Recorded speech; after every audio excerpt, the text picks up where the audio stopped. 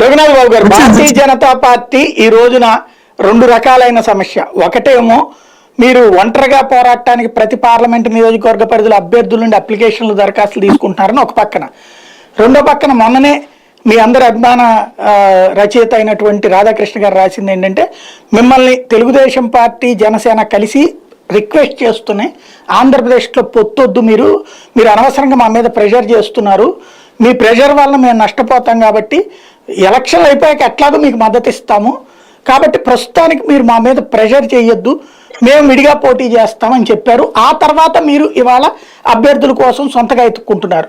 అంటే ఒంటరిగా పోటీ చేస్తున్నట్టేనా?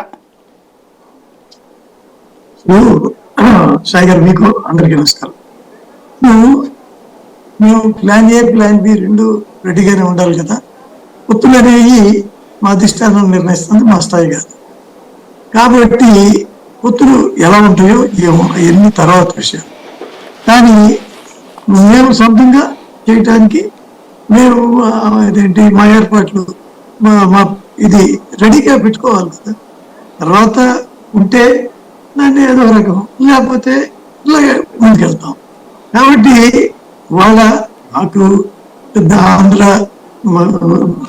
ప్రయారిటీ రాష్ట్రాలు అట్లా ఉంటాయి కదా. ఆంధ్ర డెఫినెట్ గా కొంత లెస్ ప్రయారిటీయే, ఎందుకంటే ఇక్కడ మరింత బలం లేదు. అయితే వాళ్ళ అందరూ మీ అందరూ ఒక్క మాట చెబుతున్నారు, ఆంధ్రలో 25కి 25 మీయే కదా. కాబట్టి ఇప్పుడు ఈ సోకాల్ రాధాకృష్ణ, మేధావి రాధాకృష్ణ చెప్పేది కూడా ఎలక్షన్ తర్వాత మీకే ఇస్తామని ఆయన అంటున్నాడు.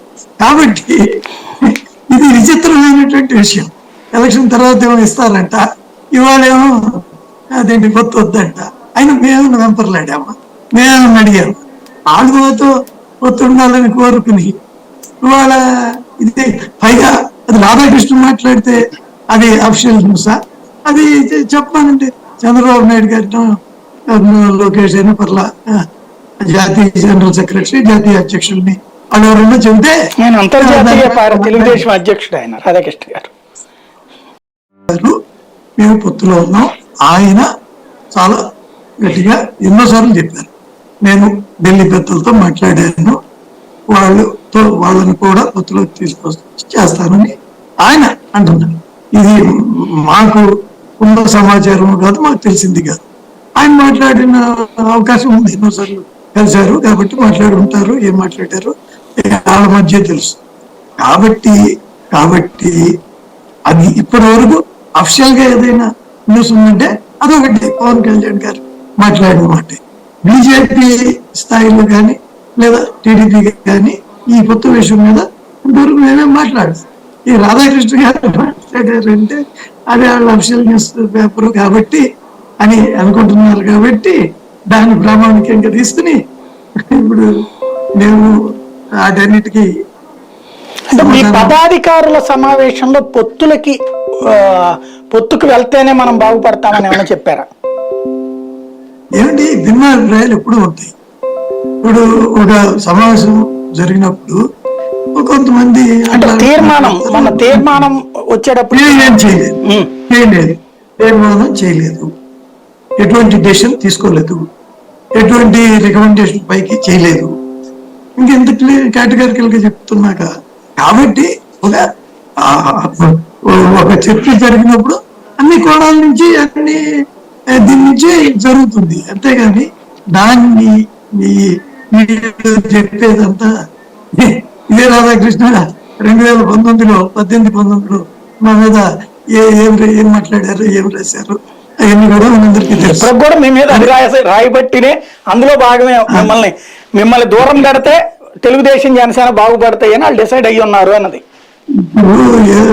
ఒక్కోసారి ఏంటంటే ఒక్కొక్క ఏంటి అదే అన్నం పెళ్లి పొలం లాగా, ఒకవేళ మేము రేపు కాదంటే అదేదో ఇవాళ ఆలోచన పడకుండా మేము ముందే వద్దన్నాం ఇట్లాంటి వాటికి కూడా పనికి వస్తుందేమో తప్పిస్తే ఇవన్నీ వేస్ట్ మాట. అంటే నాకు అర్థం కాండి, మీరు దేబిరిస్తున్నారా? ఇప్పుడు ఆయన రాసిన కథనం ప్రకారం చూస్తే మీరు బతిలాడుతుంటే లేదా ప్రెషర్ చేస్తున్నారు, ఒత్తిడి చేస్తుంటే ఇవ్వమని చెప్పేసి ఖచ్చితంగా పొత్తు కావాలని అడిగారు. వాళ్ళు వ్యతిరేకిస్తున్నారు వద్దని అని. సాయి గారు ఇప్పుడే మనం ఆయన చెప్పిన మాటే, నేను చెప్పిన మాట కాదు. ఏమని పోస్ట్ ఎలక్షన్ మీకే ఇస్తాం అని. కాబట్టి మేము వాళ్ళని ఏదో బతులాడాల్సిన అవసరం ఏంటి మీరు చెప్పండి. లాజికల్ గా నేను చెప్తున్నా, అది మీనింగ్లెస్. ఇకపోతే రెండోది అదేంటి, మాకు ఆల్రెడీ 2 పార్టీలు మాకే ఇస్తున్నాయి దాదాపుగా అంశాల వారీగా.